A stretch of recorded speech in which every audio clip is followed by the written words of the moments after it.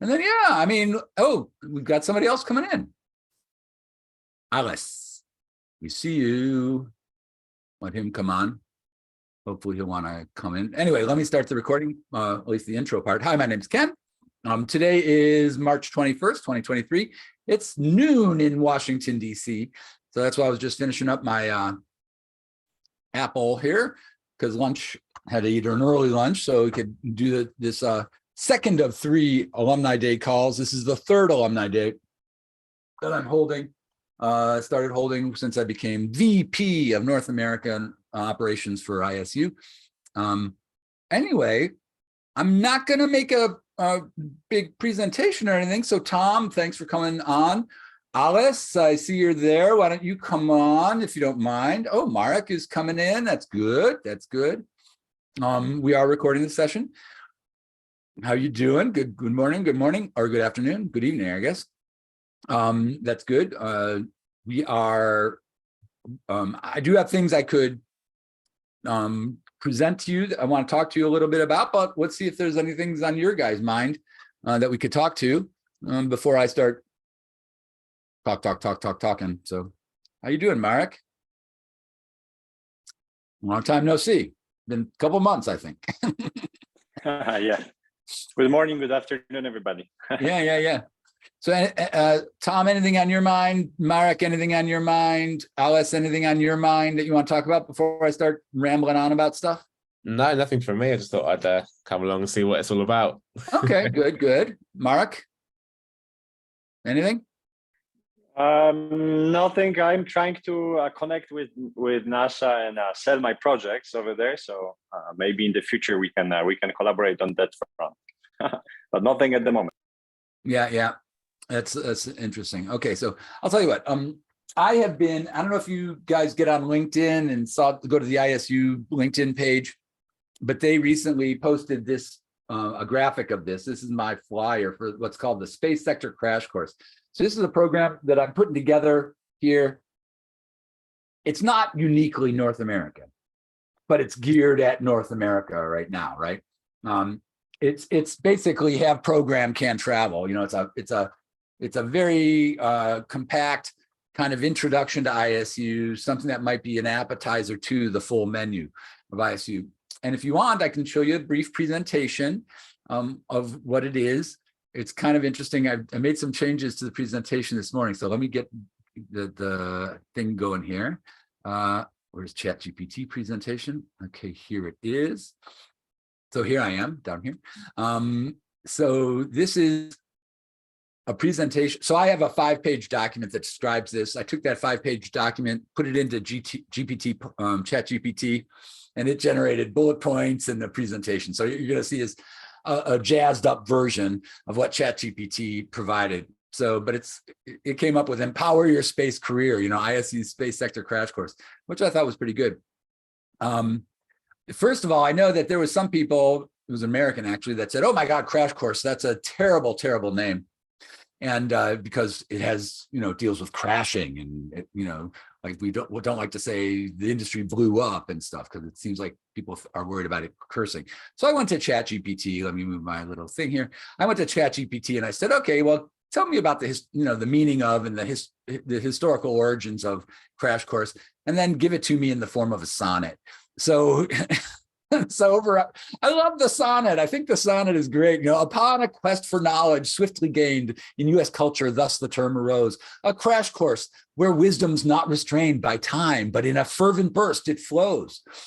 From war's demand, it came out of World War II. From war's demand in times of old it sprang, when pilots, engineers, and more required to master skills for freedom's cause, they'd hang their minds with haste to knowledge were inspired. And now in modern times, the phrase extends to those who seek to learn in record speed. In subjects far and wide, the term transcends to meet the ever-changing urgent need. A crash course then we see is learning fast, a fleeting chance to grasp the knowledge vast. It's wonderful. I mean, it's better than I could do, right? So yeah, you can also ask ChatGPT to wrap it for you. So that'd be cool. Well, actually, so I'm a musical fan. I like Broadway musicals. So I actually asked it to write lyrics to a song sung to the tune of, and for whatever reason, I picked a sung to the tune of "The Girl from Ipanema," and it came up with something which I tried to sing it and it didn't make sense. So I have not had great success with ChatGPT writing songs sung to the tune of, because I'd love to make this, because I would memorize it in a minute if it was a song that I could sing, it was to a catchy tune. So anyways, that's what a crash course is. Yeah, it was based in World War II, extensive or intensive learning experience. Sounds like ISU, right? Quickly acquire knowledge or proficiency in a subject to meet an urgent deadline and prepare for an upcoming event. And the upcoming event is sort of like a career in space. So for folks who don't know ISU, here's the introduction to ISU. And then space sector crash course, 1 week intensive course on site at some host organization or somewhere. It could be anywhere, really. It's going to be live in person. It could have customized content planning and ideal for grad students and professionals.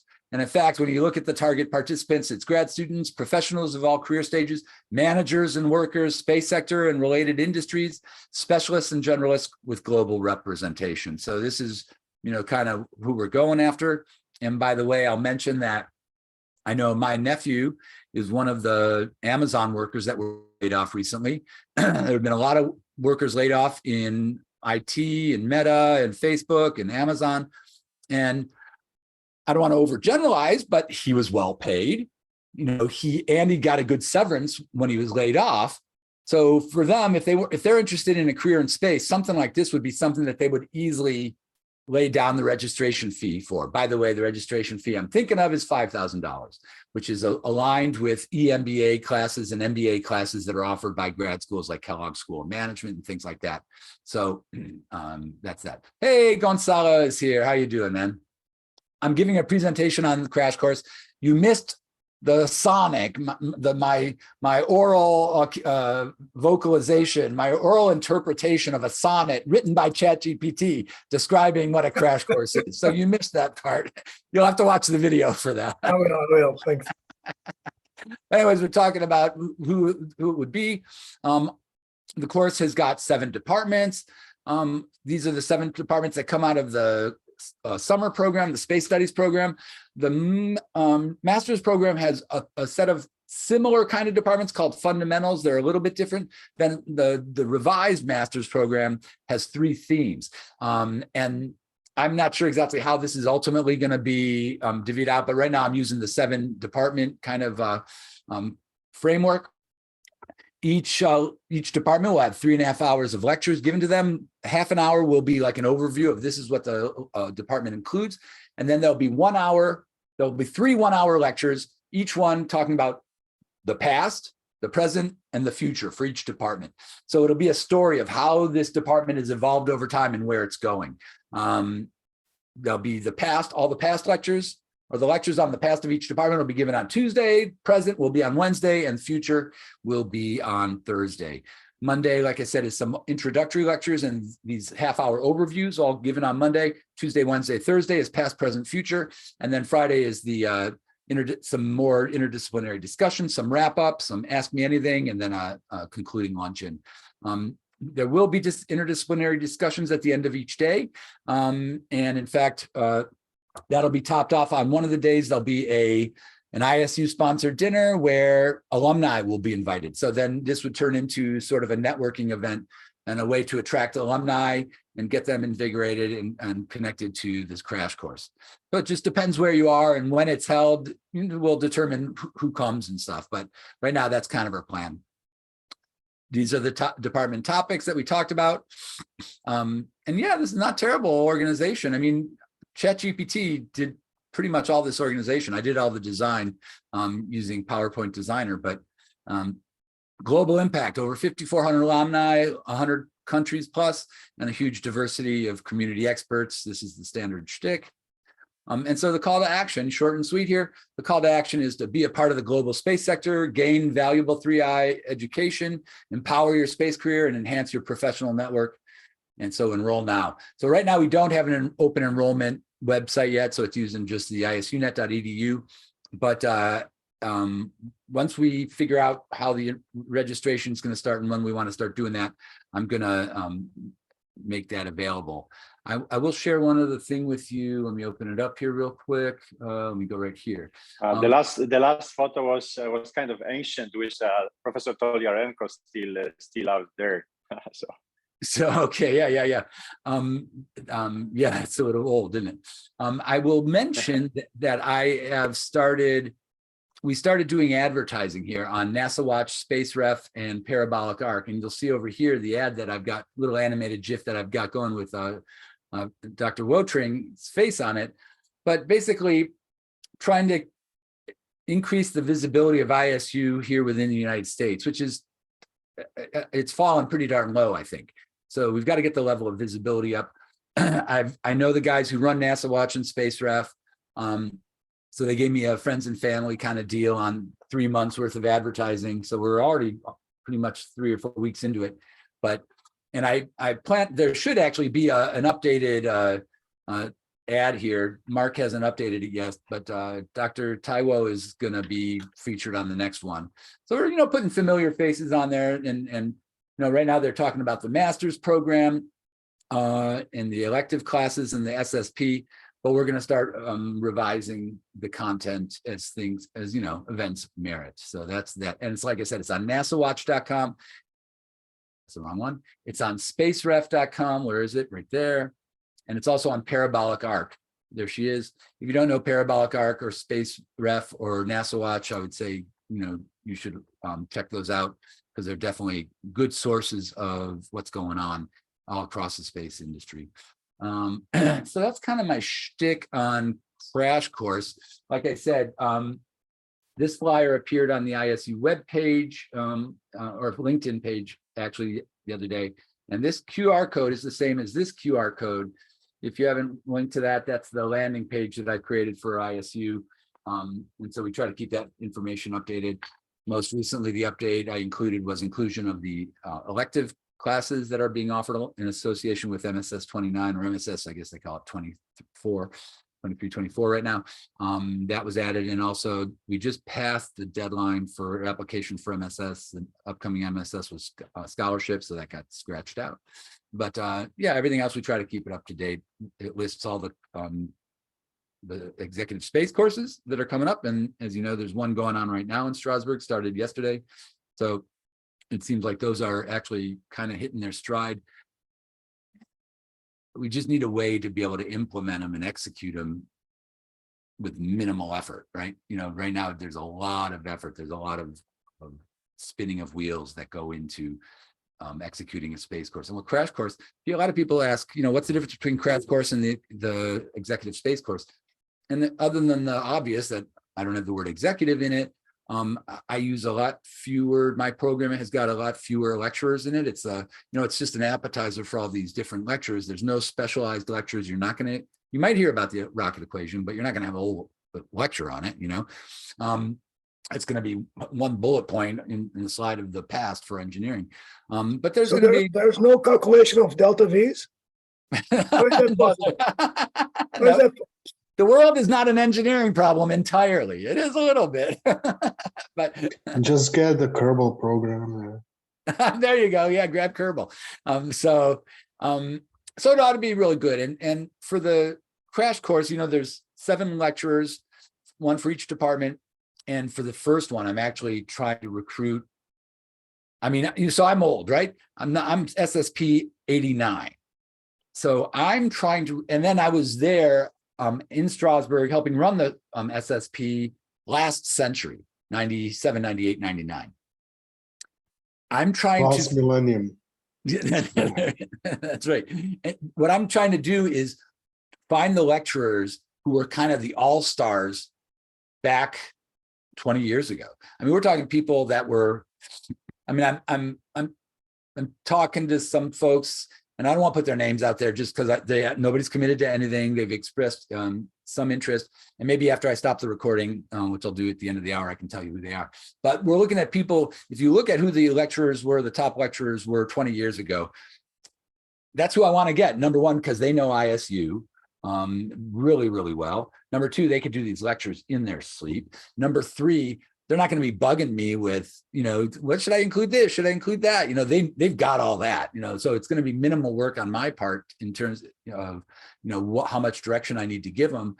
So they're just going to be able to walk in and do the lectures. And, to have a former head of all space science, from whatever space agency, or to have, somebody who's flown experiments on space station for human performance, these are going to be some really good lecturers, I think, up there. Not that all the lecturers aren't great, but these are kind of the, heads of departments of space policy and law at major universities kind of thing.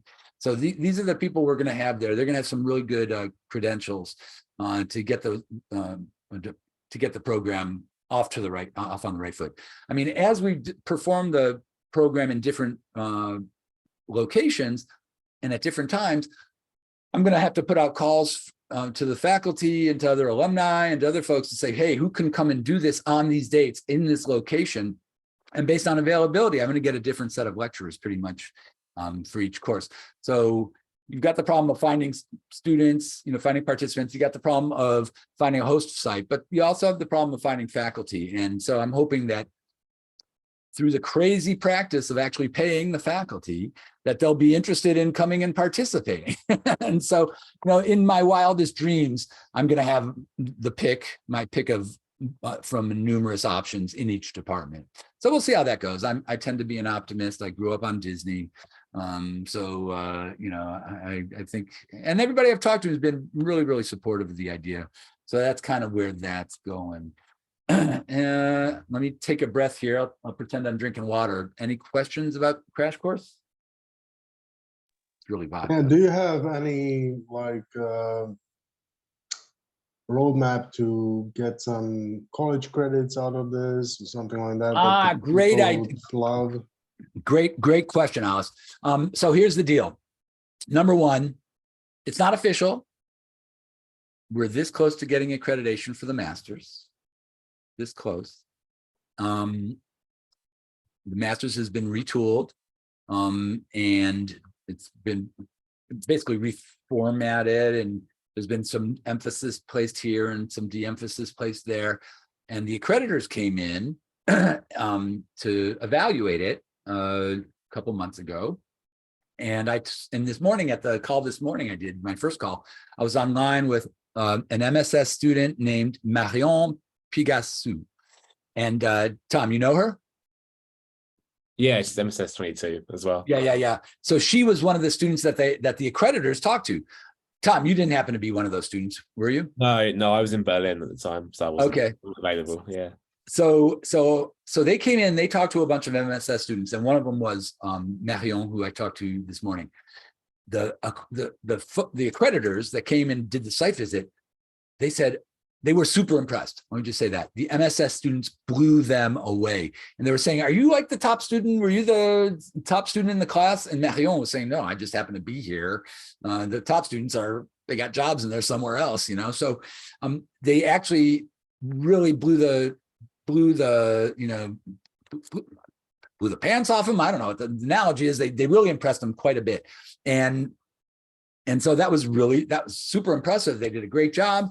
So the accreditors went back to their home base with a super high impression of MSS and ISU, even though it's a totally different animal. They're not used to looking at interdisciplinary programs with lawyers and doctors and engineers and stuff. They're used to analytic and deep and specialized, not generalized. So check, that worked. We did it. So they came back with a very positive evaluation. So now it has to go to the European level. So that meeting's supposed to be at the end of this month. So we'll see what happens. We're keeping our fingers crossed. So this is a really long way, Alice, of getting to your answer. So that means if that works, the MSS will be accredited in Europe. So we are currently working on how to parlay that into accreditation in the US. And these are not cheap or quick activities. So that's for the MSS. But for the crash course, there is no college credit. There is no continuing education credit yet. So I've already started investigating what it would take to get an accreditation to allow this to award continuing education units, CEUs. And maybe I'm using the wrong acronym. Maybe it's a different acronym on different parts of the world, but different professions require that their practitioners, to stay current in their profession, have to take so many classes and earn so many CEUs every year to maintain accreditation. Being accredited also gets you on this nice list in the US government that says, US government employees can go here because it's been accredited, and we make it a little easier for you to take courses from this organization than if they're not on the list. Currently, ISU is not on the list, and the crash course will not be on the list, but I'm going to work to get it there. So it's absolutely in our minds to make it, because this would be a good CEU kind of thing. And then any kind of follow-on thing, activity we do, we would absolutely want to be able to award CEUs for it. I mean, heck, we're supposed to be a university after all, so this is the goal. One of the Virginia Wotring, I showed her picture just a minute ago on the animated GIF ads that we're running. She's the one. I told her, I said, I really want to emphasize the university, the research part of ISU in my term, and omnipotent VP of North American operations. And she said, let's put the U back in ISU. Let's put you back in ISU. And I said, yes, that's perfect. We want to really emphasize, I think, the university part, because it gets to the legitimacy and credibility aspect of what we're trying to do. I think ISU, it's amazing. I mean, I've been affiliated with ISU for a long time. I've been out of it for quite a while. I was lecturing here and there for different SSPs and MSSs, but I'm amazed, number one, at how low the visibility of ISU is right now in the US. It's very low. Number two, even given that, despite that, when people talk about ISU, they use glowing terms. So the ones who know it have this super high impression of it, but they're in the minority. A lot of people don't know it. So we've got to basically raise the visibility. And a lot of people, when they this happens with your bosses and everything, when they hear they hear something that's different, that they don't understand, they've never heard before, they don't have time to go research it. They don't have time to become experts in it. They turn to their buddies. They turn to their peers and say, hey, what do you think of this? So what we want to do is get people to hear about ISU, turn to their peers, and the ones that do hear of ISU are going to talk about it in glowing terms. So I think if we can just get the word out, then I think word of mouth and people who do know us will be able to finish the job in terms of solidifying the concept of ISU being a worthwhile educational organization to send folks to, and I think we'll be off to the races. So, of course, marketing takes money, and so that's kind of the point of these crash courses, is to generate some operating revenue. There will be surplus from the courses. I mean, it makes no sense to run the course and not to have a significant surplus. And when I say significant, I'm saying 40, 50, 60, 70K per crash course. If we can generate, let's say I'm too Disneyfied about that. Let's say we can generate half of that. I can start paying rent on a place. I can start paying lawyers. I can start paying accountants.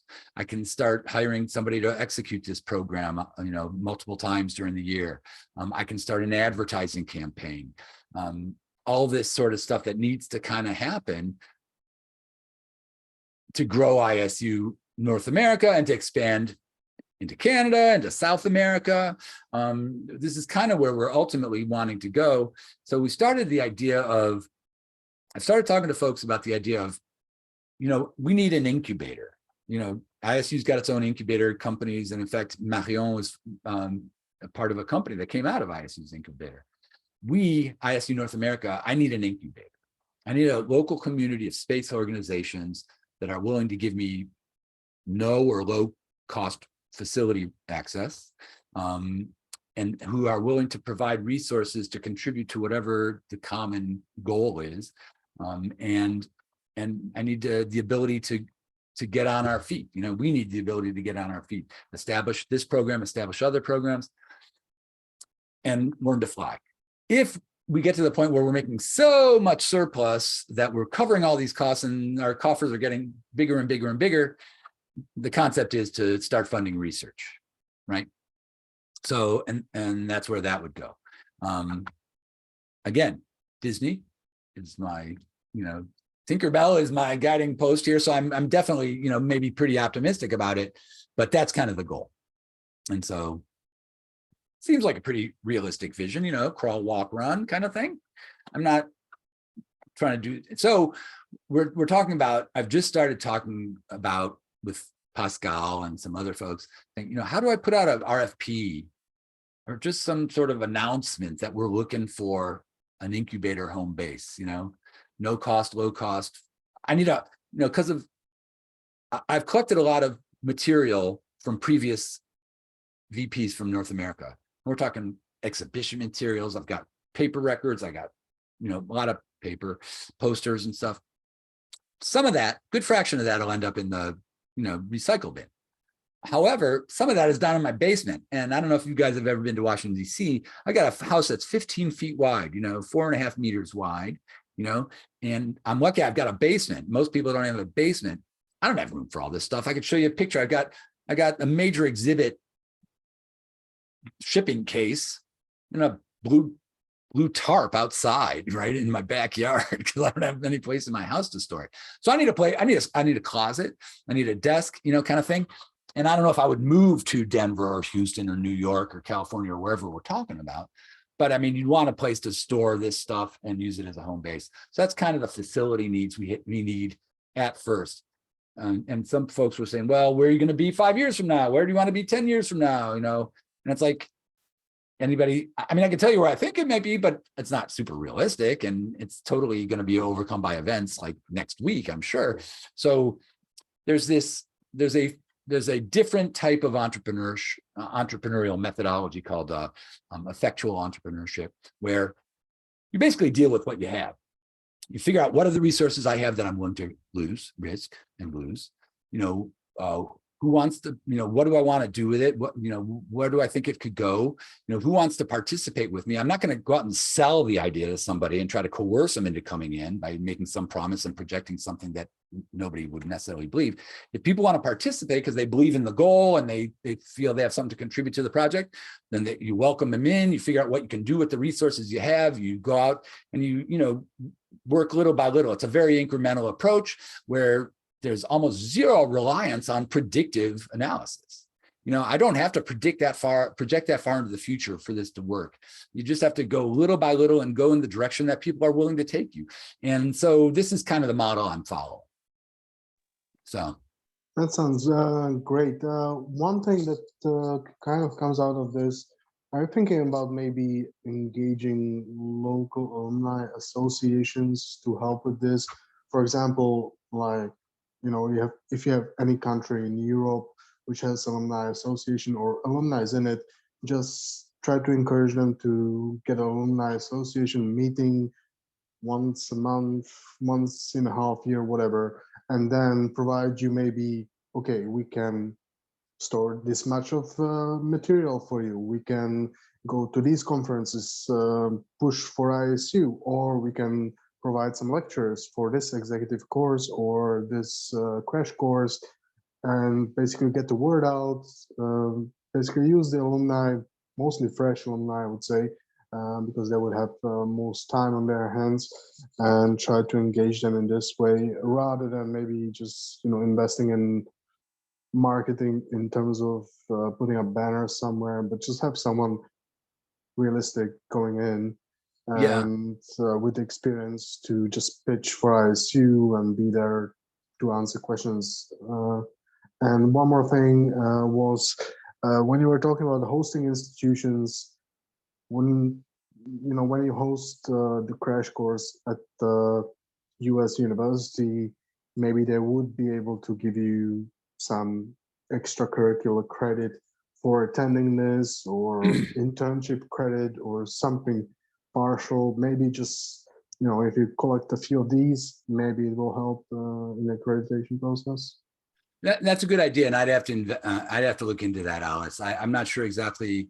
I'm kind of new to the university world here, and I'll have to see what's available at what universities. I don't know. That's a great idea. In terms of your other idea, this falls into a huge a larger category, which I would call volunteer coordination. I think you're absolutely right that the alumni provide a great resource that, in theory, is not only accessible and basically trained on what's going on, they're absolutely willing to do it, and that what they're willing to offer, I think, is super valuable. I think you're right also that maybe newer ones or folks who are more recently graduated might be more willing or accessible or available than the ones that have like people from my time, because frankly, they tried doing this 30 years ago and they kind of ran into nothing. And so now it's not like they've given up on ISU, but they just have got other things going on, whether they've gotten a family or they've gotten jobs or whatever. The problem is that it's volunteer coordination. In every volunteer organization I've ever worked in, coordinating the volunteers is a big job. And in fact, I don't know if there's really a solid, I mean, I'll Google it. I'll ask ChatGPT about it, but this is a hard nut to crack. And so coordinating volunteers sometimes takes a lot of effort and more than might seem like it's worth. I know that ISU has done it in the past. I've zero experience doing it in ISU's role since I've only been here for a couple months now, but it absolutely could be part of the equation. Like I mentioned, for the crash course, somebody mentioned it was a great idea having an alumni event during the crash course to bring them in and to welcome them in. And I think from where I'm sitting in terms of trying to implement programs, that's probably the extent to which I'm going to be able to reach out and coordinate volunteers, is basically giving them an invitation to an event, let them come and let them participate, and then figure out how to use them afterwards. Is kind of like, for me, I've been saying to the ISU alumni organization folks, saying, hey, you guys have got to figure this part out. I can't solve the problem of the ISU alumni organization because frankly, I looked at that problem 35 years ago and couldn't figure out a way to do it. And a lot of smart people and more energetic people with more time since then have looked at it, and they're still having issues, or they're still having challenges that we haven't figured out how to do this efficiently and effectively. So, because people get distracted and it is volunteer, so there's only so much time and effort you can put into it. Worse is that we've had volunteers working on stuff like the executive space course, and then they get turned off because the common response is that, oh, we do all this work, we even generate some revenue, and then ISU Strasbourg comes to us and says, give us all the money, thank you very much. And you're lucky if you get the thank you very much part. And so this is not a good way to run a railroad. So we have to figure out, this is kind of the genesis of me, coming up with the radical idea of paying the lecturers for crash course. You would not believe, or maybe you would, how much discussion that generated. Yes, there was the people who said, yeah, I've been, ISU shortchanged me and I'm glad to see that you're paying people. There's a side of it that says, oh, you can't pay people. You can't pay them, or you can't pay them too much. Don't pay them that much, and it's like, so, in some ways, I'm Mr. Socialist. I'm Mr. European. I'm right there. In other ways, I'm Mr. Libertarian. You're going to get what you pay for, and kind of thing. And so, I'm tending to think I'm going to pay the lecturers, and I'm going to make sure their airfare is covered and their hotel's covered to a certain point. I've got a budget, but I'm going to give them a daily stipend, a daily fee they're going to earn. They're going to be there for 5 days, whether they're only going to lecture 1 hour a day, but they're going to be there for 8 hours every day, talking and interacting, and that's the whole point. So they're going to get paid to do that, and so it's going to ruffle some feathers. It already has, but nobody's really willing to fall on their sword for this. So basically, anybody who sort of thinks I'm nuts for doing that, they're basically going to take a wait and see attitude to see how, if I fall over and die trying to do this or whatever, so we'll just see what happens. I mean, I'm not afraid to take the risk if I have to, and I will. And so this, ideally for crash course, I would partner with an organization and pay them a finder's fee to fill the seats, and I'll do the course on demand. If they find 40 students, put them in a room, I'll show up there, and I'll do it as often as they can do that. The first time I might have to do it myself. I don't want to, rather than paying somebody 15% for a finder's fee and whatever, I might have to take that risk myself and find the first 40 students myself and prove that it can be done, work out some kinks, and then put it into sort of production. But ideally, I would be working at the wholesale level. Tell me where the customers are, get them lined up, sit them down, I'll come in and do the show, versus going out and selling individual tickets. I was a puppeteer in 1997 and 8. I was doing puppet shows in Strasbourg. Yeah, selling seats to a show is tough, and when you budget for that, actually, I should be doing this here. You budget 50% capacity. This is when you're making your budget for your puppet show. I'm only going to sell half the seats that I've got available. So, my crash course budget is based on, a minimum 30. So, we'll see what happens. I'd love to get 40. 40 would be nice. 30 would make it worthwhile. So volunteer coordination is tough, but volunteer appreciation is in my blood. We're gonna have a ISU part every year. My wife and I have parties. It started in 02 in Berlin. In fact, I lived in Berlin in Prenzlauer Berg. And so we were at Cargo Lifter. So we were down in Brand. And so I was living in Prenzlauer Berg and commuting every day down to Brand, Germany. And so it was about to end in March, April, May of 2002. So we had a party on 02. And I'm sure I was partying on 01. So we had a party 02. Then we started partying every OXOXOX or XXX. Then at 12, actually it was a big party here in DC, had like 120 people, a bunch of astronauts and stuff. Cause I was at NASA, I was at FAA, Gretchen was at NASA. And so we had a bunch of things. So then we went to another algorithm from 13 to 19 or something. So then we needed another algorithm starting in the 20s, I think it was. And so the party is coming up on May 23rd, 23. So 23/5/23 or 5/23/23. 2 and 3 add up to 5. So every year the month changes. Next year it'll be 24, June 24th, 24. So anyways, we're going to have it this year, and we're going to do it in conjunction with an ISU event. So the alumni will be invited there. So if you want to come to Washington, D.C. on May 23rd, that turns out, I'm looking at a calendar, it's Tuesday night. So we have no control over the day, it's just is when it is. So we're going to have a party then.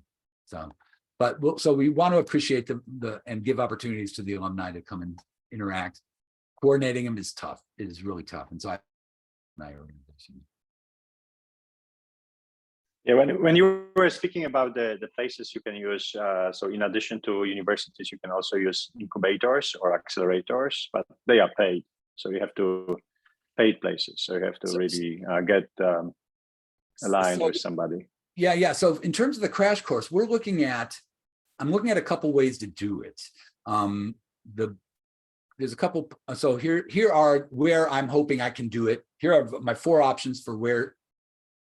options of where to do it first. And crash course SSCC are the initials. I have DD variants, EE variants, FF variants. I'm working on a GG variant. But SSCC, the crash course, here I've got 3 options of places to do it. Number 1 is doing it at Brownsville, Texas, right outside the gates of Starbase. I think people would show up, right? Especially if I can line up a tour that Friday afternoon, we go to Starbase, right? People will show up. Check.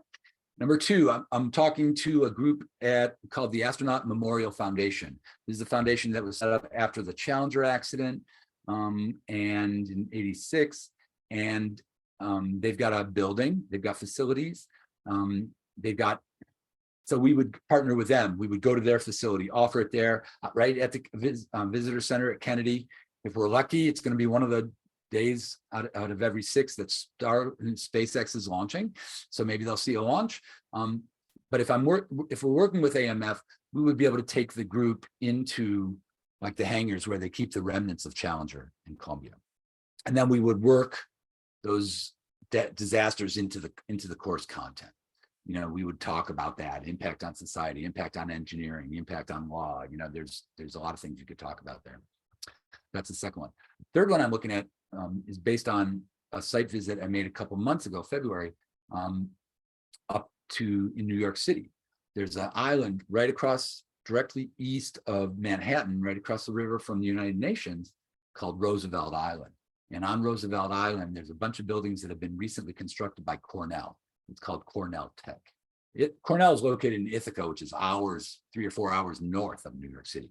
But this is right. It's there's a there's a cable car and a subway that'll get you from the mainland to the island. And we could do a crash course there. So I've got a call with the guy there next week to tell him about it. We went to look at their facilities for a summer program, and it would be fantastic. It just would be super expensive. I just, there's no way in the world, we'd be able to afford it. So that's the second place. Our third place. So Brownsville, Cape Canaveral, AMF, Astronaut Memorial Foundation, and Cornell Tech in New York City. So I think all those would be great locations. And I think that, especially in New York, if investors or whoever wanted to learn about the space sector, bada bing, this is the crash course for them. So, and if anybody could fork out $5,000 for, a week, they'd be able to do that, no problem. And again, in the United States, that's not a big amount, right? People here are used to paying $80,000 a year for a business school or whatever. So it's not out of the question there. So a lot of my unions, they kind of, oh my God, $5K a ticket. And it's like, nah, it's not that bad here. I've gotten like zero pushback on that number from many of the folks I've talked to here. So those are the three places I'm talking about doing, but that's like going to a location and holding it. So like, for example, if I went to Brownsville, what I would do is I would talk to the hotels, is what I'm planning to do. Go talk to the hotel, say, hey, listen, if I bring in 40 people to rent rooms here, could we have access to your conference facilities? And so we would run it there. So we'd get the facilities for free. Folks coming in would get a good rate on their hotel rooms. Everybody's happy. I would pay for catering through the hotel, so they'd make some money, on break service and, some box lunches and all that sort of stuff. Up at Cornell, they would, as the host, they would provide the facilities gratis, but in exchange, we would let them send 5, 10 people to the course. So in addition to the 40 paid, there would be these comped participants. And when you look at the numbers and the business model, very little cost per comp person. The big cost of this project is the lecturers, basically.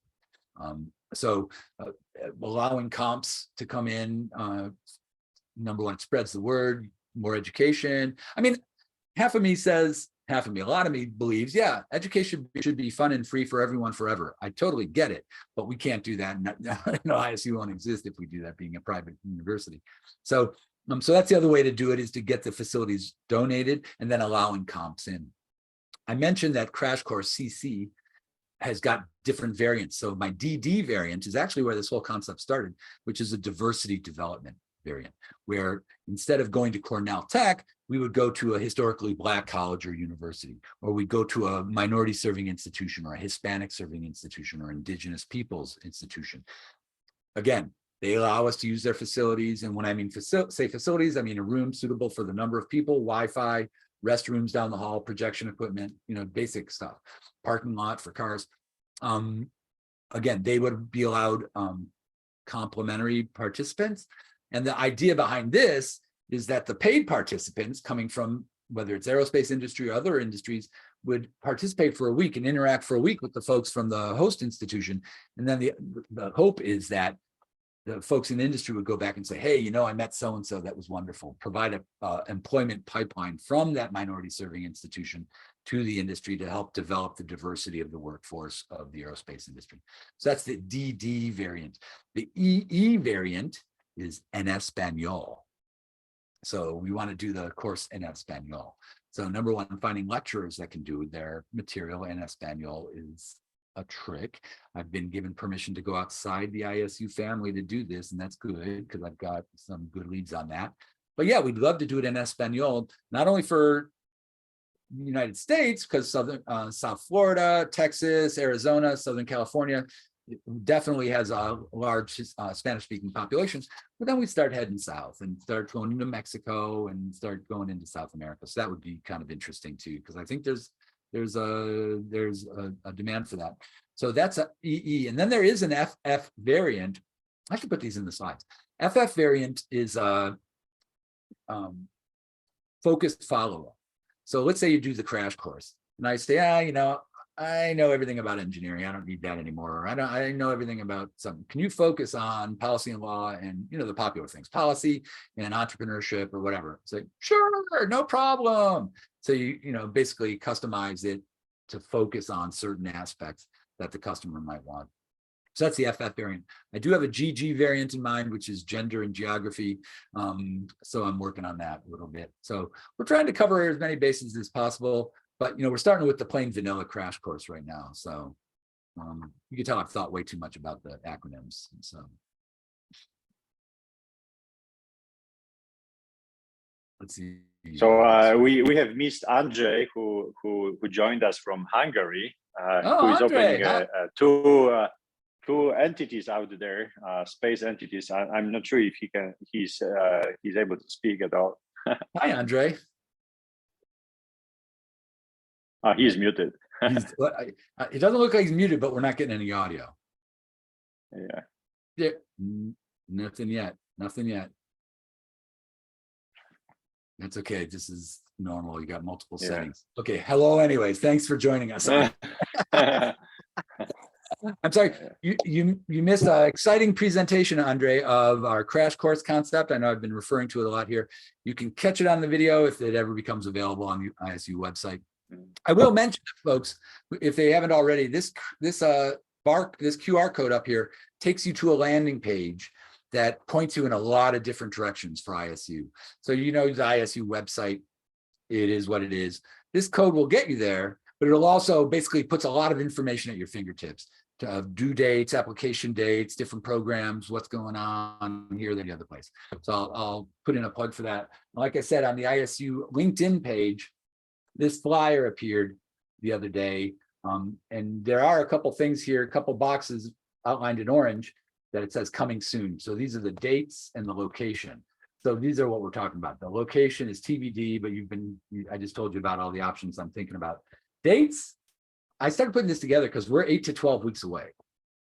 I'm looking at early to mid to late May to mid-May to mid-June, let's say, is when the first one is going to take place. So, I mean, you could wait forever, right? Until all the uncertainties are as low as you possibly can get them. And it's like, I don't want to wait because ideally I'd hold 2 or 3 of these this year, just as a concept. And so that's why I wanted to get this flyer out in front of folks early. And in fact, Marion this morning, she got online because she had seen this flyer. I'm trying to make sure I got her name right. Marion Pigassou, she got online because she saw this flyer. So that's where this is going. So I'm trying to move out, I'm trying not to sit and wait. I don't want, who wants to wait? I'm anxious to get this thing going. And I'm sure, like you said, like I said, the initial reaction when I'm thinking, oh my God, if this is outside the gates at Starbase, when we do this, I'm sure I'll get people to come. I'm sure I will. So how sure, Ken? Well, let's see. And so, I've got to just dot some I's. I have to coordinate with Strasbourg still about how to do the payments. I think I've got my own bank account in America, but I'm not sure. But I know our finance person's in Strasbourg. So I got to figure that part. Yes, sir. I got 4 things. Let's do one at a time. Counting them right. That is, and they all have to do with having a physical location. But okay. And I can definitely facilitate the contacts with them. And these are the state of Utah, and I'll tell you why the state of Utah, because they have a huge, I can say it's a huge defense and space manufacturing group. Oh, yeah. And they do weekly. Right now, they do a weekly get around with both the manufacturers and also finance folks. So this could be like a real, okay, do you want to know about something for real? It is. So that's, and the Utah state has, depending on the version, there will be things to see or nothing to see. So that's one. So that's Utah. I'm also connected, and you might want to think about that, but I'm a keynote speaker for the Lee Long Valley Space Fest. And it could be an opportunity kind of to tie the knot between end-to-end, to STEM education and next steps, because you'll have families in there. NASA is present in there as well. One of my other keynote speakers is from NASA. So That's something that I can facilitate with. The third one is okay, New Jersey, but NGIT, the overall technology is pretty strong, and the researcher in there, it's a connection of mine. So again, location and lab focused. The other one, but I don't know if you want to go there. That is to go to Florida and use the Kennedy Space Center to do the thing there. You know that I'm one of the alumni in there, and if we could do the 5 days at KSC, you do have to go through above without Mr. Aldrin. Yeah, you know what I'm talking about. Right? So FIT, I know FIT very well. I mean, FIT was part of my Center of Excellence. I know a lot of the folks there. I made contact with them actually when I started this job, and what I was told. I'm sorry, go. But it was ended. So the relationship between not ISU, the relationship with FIT ended. But what I'm saying is that the place is fabulous. I spent there 15 days on location with astronauts, visiting locations deep into space. Blue Origin, correct? No, Blue it's clear. So it's being very clear. That's one. And the other one, the other one that I'm going there this month is, well, I do have a good contact with the overall Texas development community, and I'm visiting the place for my own company and for a set of other things that I'm doing. So I'm visiting the location, and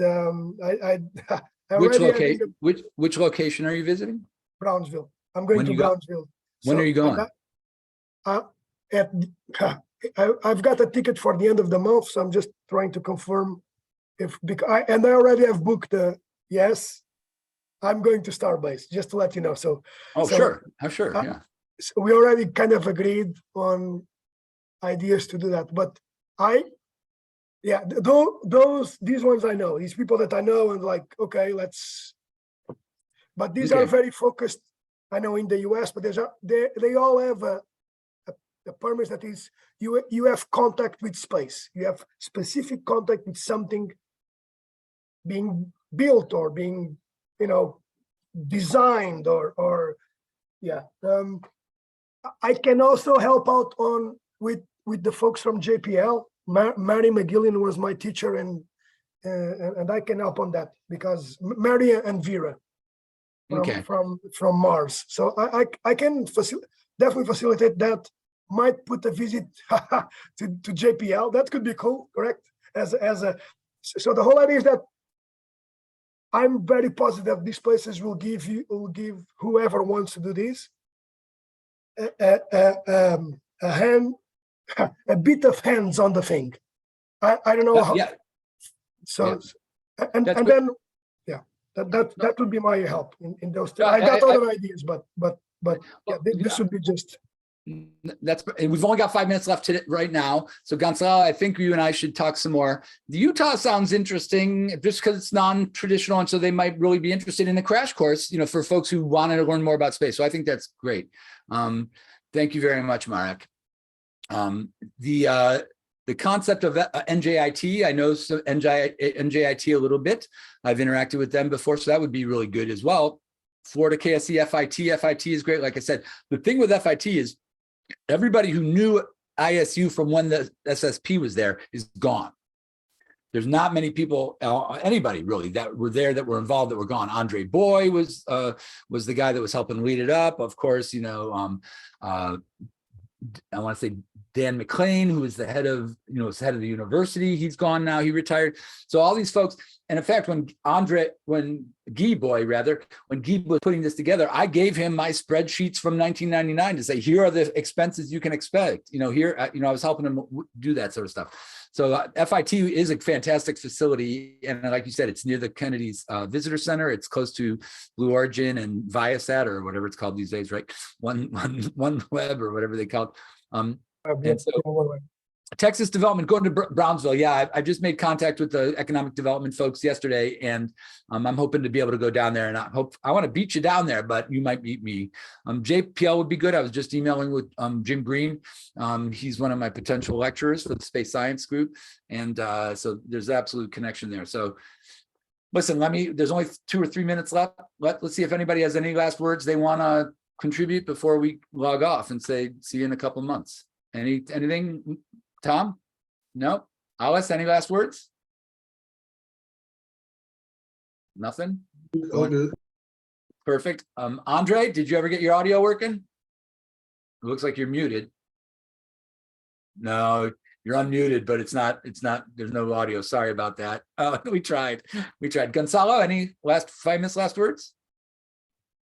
Let's see how to let's think about something else.